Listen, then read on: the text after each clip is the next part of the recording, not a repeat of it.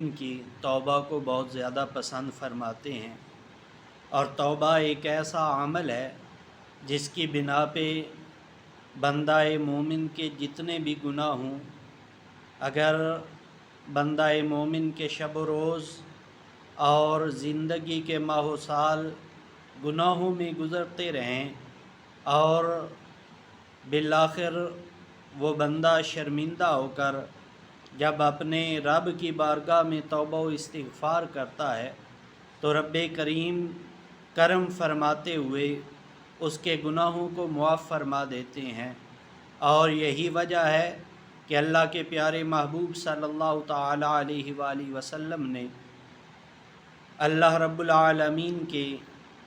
توبہ کی قبولیت کے عمل کو بیان کرتے ہوئے ارشاد فرمایا کہ ان اللہ یبسط یدہ باللیل